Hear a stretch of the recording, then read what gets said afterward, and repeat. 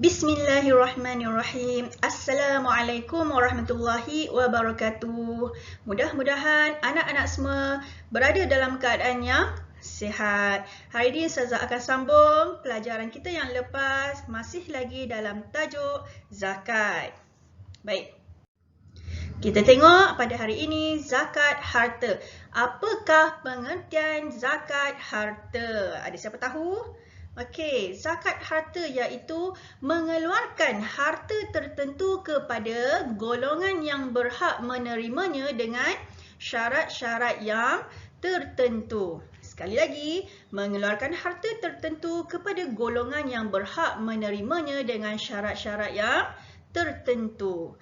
Baik, harta yang wajib dikeluarkan zakat ada 5 di sini. Yang pertama, emas. Yang kedua, perniagaan. Yang ketiga, binatang ternakan. Yang keempat, buahan dan bijian. Yang kelima, harta galian, tanaman jahiliah ataupun rikas. Baik, yang pertama tadi, emas, perak dan mata wang. Okey, syarat wajib dikeluarkan zakat ini yang pertama sekali adalah Islam. Orang Islam wajib mengeluarkan zakat. Yang kedua, merdeka. Mereka bukanlah di kalangan hamba. Yang ketiga, cukup nisab, cukup sukatan, barulah kena keluarkan zakat. Yang keempat, cukup haul. Apa itu haul? Iaitu tempoh. Manakala yang kelima, sempurna milik. Jelas? Okey, seterusnya. Baik, seterusnya kita tengok dulu zakat haiwan ternakan ataupun zakat binatang ternakan, iaitu binatang ternakan yang wajib dikeluarkan zakat ialah kambing, unta, kerbau ataupun lembu. Okey, kita tengok dulu pada kambing. Nisab dan kadar zakat kambing ialah 40 ekor. 40 ekor. Kalau kata dia ada 40 ekor kambing, berapa kadar zakat dia? Iaitu 1 ekor kambing betina biasa berumur 2 tahun lebih atau 1 ekor kambing biri-biri yakni kibas betina berumur 1 tahun lebih. Kalau kata kalau kata dia punya kambing, kambing peliharaan dia ada 41 ekor, berapa? 1 ekor kambing. Kalau kata ada 45, 1 ekor juga. Kalau kata ditambah 121 ekor, dia ada 121 ekor. Jadi, kadar zakat yang perlu dikeluarkan iaitu 2 ekor kambing biasa ataupun 2 ekor kambing biri-biri kibas betina berumur 2 tahun lebih ataupun 1 tahun lebih. Baik, seterusnya. Tengok pula bagi kadar zakat unta. Kalau kata dia ada 5 ekor unta, dia pelihara 5 ekor unta. Berapa kadar zakat dia? Iaitu 1 ekor kambing biasa atau 1 ekor kambing biri-biri kibas. Tengok juga umur dia. 2 tahun lebih, ya. Ataupun kalau kata tak ada kambing biasa, boleh keluarkan zakat dengan seekor anak unta yang berumur 1 tahun lebih. Besar sikit lah kalau kata unta ni. Sebab apa?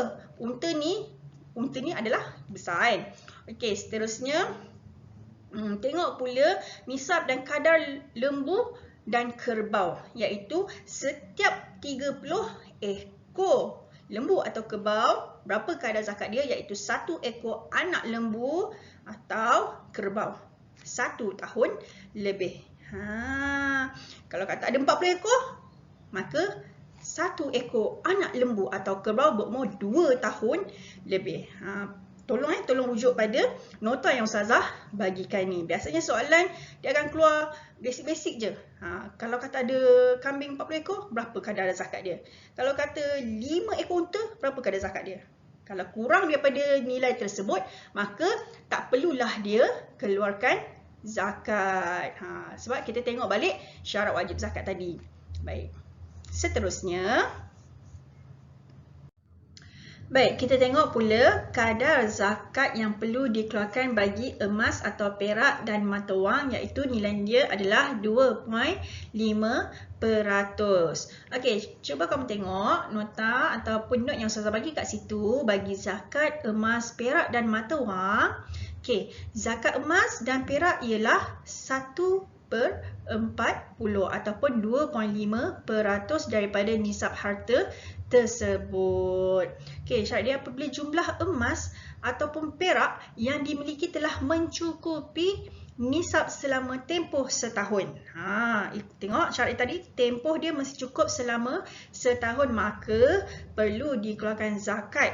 Berapa kadar dia tadi? Iaitu 2.5% ataupun 1/40. Okey, tapi masa kini, pelbagai mata wang telah mengambil alih peranan emas dan perak, maka mata wang yang sama harga nisab bagi emas atau lebih wajib dikeluarkan zakatnya, iaitu 1/40 ataupun 2.5% apabila mencapai tempoh masa setahun. Yang penting syarat dia mencapai tempoh masa selama setahun. Baik, manakala kalau kadar zakat perniagaan pula pun sama juga. Iaitu kadar zakat dia adalah 2.5%. Syarat dia apabila haul dia ataupun tempoh dia cukup 1 tahun perniagaan. Okey, jelas ya? Apabila dia dah berniaga cukup 1 tahun perniagaan, maka daripada hasil tersebut wajib mengeluarkan zakat dengan kadar 2.5%. Tapi kalau dalam periksa tak adalah tanya berapa banyak macam Ustazah bagi ni. Ustazah just bagi note kat situ sajalah. Yang penting kamu kena ingat berapa kadar dia? 2.5%. Okey, seterusnya pula bagi tanaman dan buahan yang wajib dikeluarkan zakat pula, iaitu tanaman di mana ia merupakan makanan asasi manusia yang boleh disimpan lama dan tidak mudah rosak. Contoh buah-buahannya adalah kurma dan anggur. Kemudian contoh tanaman pula gandum, barley, padi, kacang dal, kacang putih, jagung dan lain-lain. Okey, itu adalah bagi buahan, bijian dan tanaman ya. Okey, seterusnya. Baik, siapakah yang berhak menerima zakat ni? Bukannya sesuka hati je nak bagi zakat ni. Tetapi ada golongan yang berhak menerima zakat. Ada berapa golongan? Ada 8 golongan yang berhak menerima zakat. Okey, yang pertama sekali, gambar yang pertama tu adalah fakir. Okey, siapa fakir ni? Fakir, mereka yang tidak berharta, tidak ada mata pencarian ataupun mempunyai hasil pendapatan yang tak sampai separuh keperluan asas. Yang kedua, miskin. Mereka yang mempunyai harta tapi sekadar dapat menampung separuh atau lebih keperluan semasa bagi diri dan tanggungannya. Yang ketiga, amil, iaitu pemungut zakat yang ditauliahkan oleh pemerintah. Okey, seterusnya Ustaz baca ikut buku tau. Seterusnya mu'allaf. Siapa mu'allaf ni? Orang yang baru memeluk Islam. Seterusnya hamba ataupun hamba sahaya. Mereka yang diberi peluang oleh tuannya menebus diri tetapi tiada berkemampuan. Kemudian gharimin.